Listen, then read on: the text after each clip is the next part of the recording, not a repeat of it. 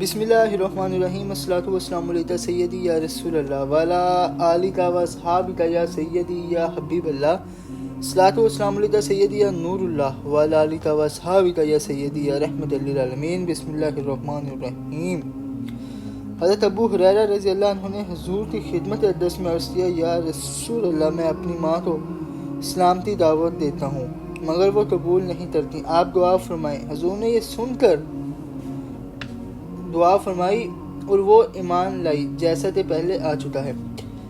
حضرت نابے بیان کرتے ہیں، میں نے حضور کو شعر سنایا، آپ نے پسند فرمایا اور میرے ہاتھ میں یوں دعا فرمائی، اللہ تیرا کانٹ نہ گرائے۔ حضرت نابغہ کی عمر 100 سال سے زائد ہوگی مگر آپ کا کوئی کانٹ نہ گرا۔ حضرت ثابت بن زید نے عرض کیا، یا رسول اللہ، میرا 1 پاؤں لنگڑا ہے، زمین پر نہیں لگتا۔ حضور نے میرے ہاتھ میں دعا فرمائی اور وہ پاؤں ٹھیک ہو گیا اور دوسرے کی طرح زمین پر برابر لگنے لگا۔ حضرت عروہ البارقی کے لیے حضور نے دعا فرمائی کہ یا اللہ، اس کے سودے میں برکت دے۔ اس کے بعد حضرت عروہ جو چیز خریدتے خواہ وہ مٹی ہو، اس میں نفع ہی ہوتا۔ ہجرت کے وقت جب حضور غار سور سے نکل کر مدینہ کی طرف روانہ ہوئے تو سراقہ بن مالک گھوڑے پر سوار آپ کے تعاقب میں بالکل قریب آ گیا۔ حضرت صدیق اکبر نے عرض کیا، یا رسول اللہ، ہمیں تو آ لیا۔ آپ نے فرمایا کہ غم نہ کر، کیونکہ اللہ ہمارے ساتھ ہے۔ جب 2-3 نیزے کا فیصلہ رہ گیا تو آپ نے دعا فرمائی کہ یا اللہ، تو جس طرح چاہے ہم کو بچا۔ اس پر سراقہ کا گھوڑا پیٹ تک زمین میں دھنس گیا۔ یہ دیکھ کر سراقہ نے عرض کیا، یا محمد، میں جانتا ہوں کہ یہ آپ کا کام ہے، آپ اس مصیبت سے میری نجات کے لیے دعا فرمائیں۔ اللہ کی قسم، میں کسی کو تعاقب میں آپ تک نہیں آنے دوں گا۔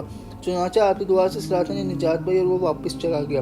راستے میں جس سے ملتا اسے یہ کہہ کر موڑ دیتا کہ میں نے بہت ڈھونڈا، حضرت ادھر نہیں ہے۔ حضور کی تشریف آوری سے پہلے مدینہ میں طاعون وبا سب سے زیادہ رہا کرتی تھی۔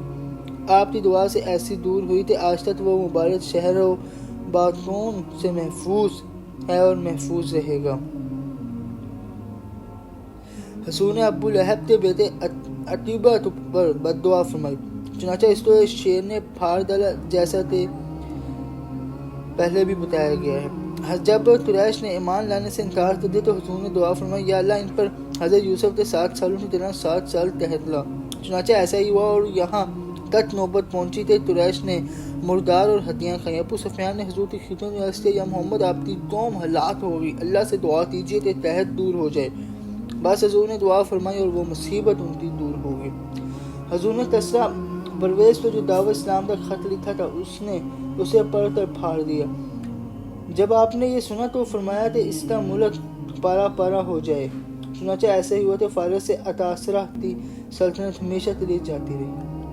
حتم بن ابی العاص نے حضور کے ساتھ استہزاء کرنے کے لیے اپنا منہ ٹیڑھا کر لیا۔ حضور نے فرمایا کہ اسی طرح رہے، چنانچہ وہ تھا جو وہاں ہی رہا یہاں تک کہ وہ مر گیا۔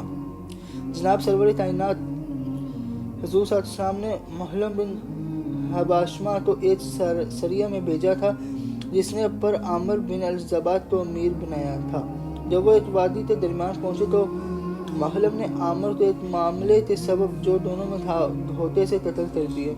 جب حضور کو اس کی اطلاع ہوئی تو آپ نے دعا فرمائی کہ محلم کو زمین قبول نہ کرے۔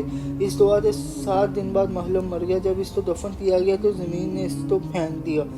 اسی طرح 23 دفعہ کیا گیا مگر زمین نے قبول نہ کی۔ آخرکار اس کو ایک غار میں پھینک دیا گیا اور بچوں کی ایک دیوار اس پر بنا دی گئی۔ میری دل سے دعا، اللہ اپنے پیارے رسول پیارے حبیب حضور سرکار رحمت للعالمین و خاتم النبیین حضور کے ساتھ ہم پر اپنا فضل اور اپنا کرم فرمائے۔ تاجدار ختم نبوت زندہ باد، پاکستان پائندہ باد۔ اللہ حافظ۔